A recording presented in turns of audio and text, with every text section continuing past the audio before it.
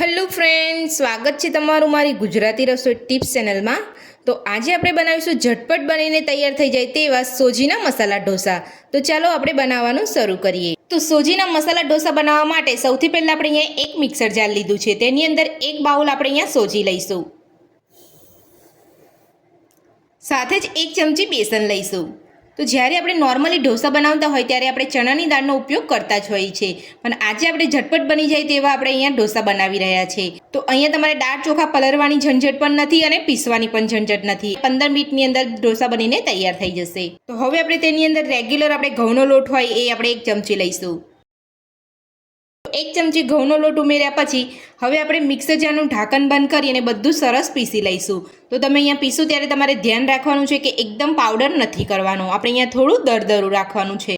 તો બધું જ આપણે અહીંયા સરસ પીસી લીધું છે। તો તમે અહીંયા જોઈ શકો છો, આપણે આ રીતનું જ પીસવાનું છે, એકદમ ઝીણું એકદમ ફાઇન પાવડર નથી કરવાનો। તો હવે આપણે એક બાઉલની અંદર કાઢી લઈશું।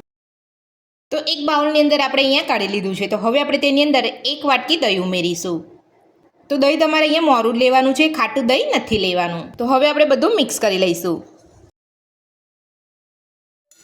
તો દહીં ઉમેરીને સોજી સાથે આપણે બધું સરસ મિક્સ કરી લીધું છે। તો હવે આપણે તેની અંદર 2 ચમચી જેટલું પાણી ઉમેરીશું।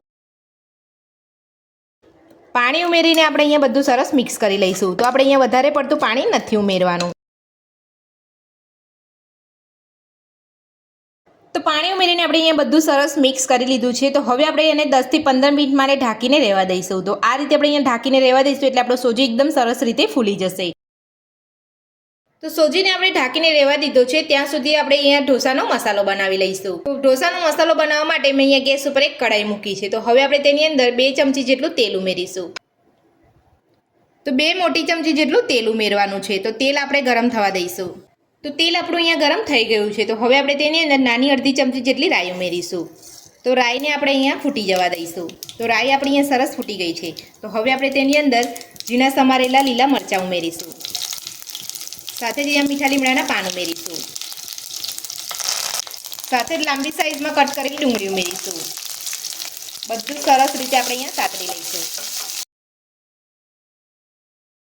તો ડુંગળીને આપણે એકદમ સરસ રીતે અહીંયા સાતરી લઈશું।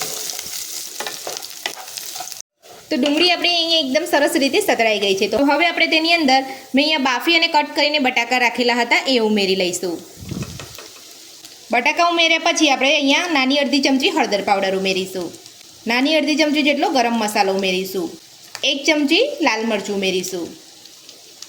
બધું સરસ મિક્સ કરી લઈશું।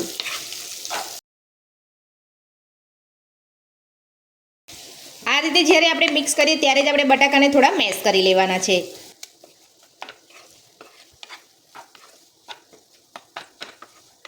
તો આપણે એકદમ સરસ રીતે બધું મિક્સ કરી લીધું છે। તો હવે આપણે તેની અંદર સ્વાદ પ્રમાણે મીઠું ઉમેરીશું। મીઠું ઉમેરીને બધું સરસ મિક્સ કરી લઈશું।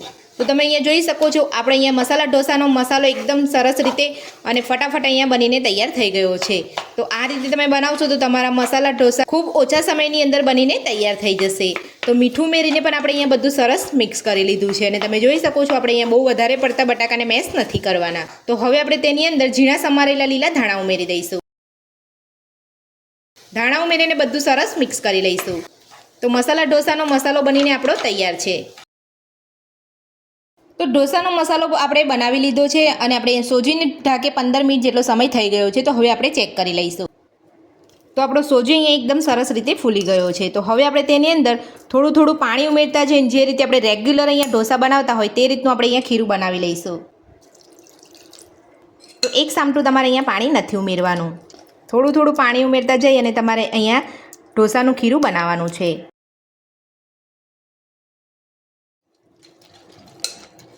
તો ખીરાની અંદર અહીંયા ગાંઠા ના પડે એ રીતે તમારે અહીંયા મિક્સ કરી લેવાનું છે અને ખીરું તમારે અહીંયા બનાવી લેવાનું છે। તો અહીંયા જો પાણીની જરૂર છે એટલે આપણે અહીંયા થોડું પાણી ઉમેરીશું। તો આ રીતે તમારે અહીંયા થોડું થોડું પાણી ઉમેરતા જઈ અને બધું મિક્સ કરવાનું છે। તો થોડું થોડું પાણી ઉમેરતા જઈને આપણે બધું સરસ અહીંયા મિક્સ કરી લીધું છે। તો આ રીતનું તમારે અહીંયા ખીરું બનાવવાનું છે, વધારે અહીંયા તમારે જાડું કે પતલું નથી રાખવાનું। તો હવે આપણે તેની અંદર સ્વાદ પ્રમાણે મીઠું ઉમેરીશું। તો મીઠું ઉમેરી લીધા પછી હવે આપણે 2 ચપટી જેટલો બેકિંગ સોડા ઉમેરીશું। સોડા ઉમેરીને પણ આપણે બધું સરસ અહીંયા મિક્સ કરી લઈશું। તો બધું જ આપણે અહીંયા સરસ રીતે મિક્સ કરી લીધું છે. તો હવે આપણે ખીરાની અંદરથી ઢોસા બનાવી લઈશું. તો ઢોસા બનાવવા માટે ગેસ ઉપર આપણે અહીંયા એક તવો મૂક્યો છે. તો સૌથી પહેલાં ગેસ ચાલુ કરતાં પહેલાં આપણે અહીંયા તેલથી ગ્રીસ કરી લઈશું. હવે આપણે ગેસ ચાલુ કરી અને તવાને ગરમ થવા દઈશું. તો ઢોસા બનાવતા પહેલાં તમારે તેલથી તવાને ગ્રીસ કરી લેવાનો છે, ત્યારબાદ ગરમ કરી લેવાનો છે. તો તવો આપણો અહીંયા ગરમ થઈ ગયો છે. તો હવે આપણે એની ઉપર થોડું પાણી રેડીશું. તો બધું જ પાણી આપણે કકડાથી સાફ કરી લઈશું. તો આ રીતે પાણી ઉમેરવાથી તવાનું ટેમ્પરેચર એકદમ ડાઉન થઈ જશે. હવે આપણે જે બેટર બનાવીને રાખ્યું હતું તે આપણે લઈ લઈશું.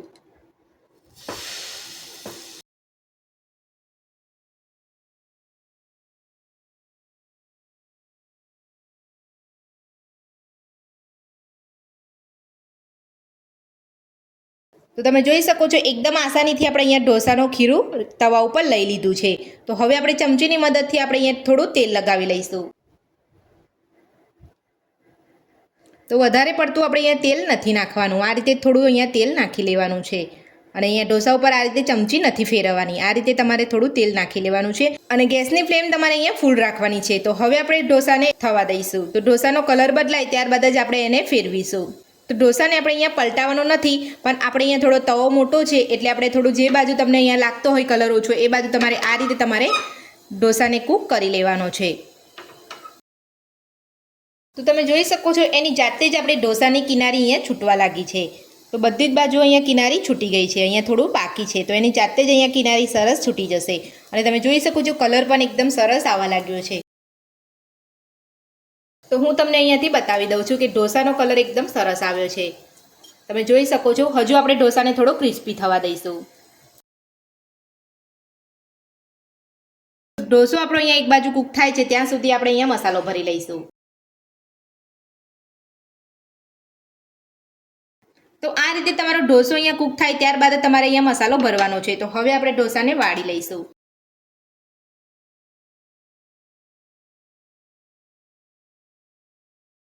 તો આપણે અહીંયા મસાલો ભરી અને ઢોસાને વાળી લીધો છે અને આપણો ઢોસો બનીને તૈયાર છે. તો હવે આપણે ઢોસાને કાઢી લઈશું અને આ જ રીતે આપણે બીજા ઢોસા બનાવી લઈશું. તો એકદમ ક્રિસ્પી આપણો ઢોસો બન્યો છે.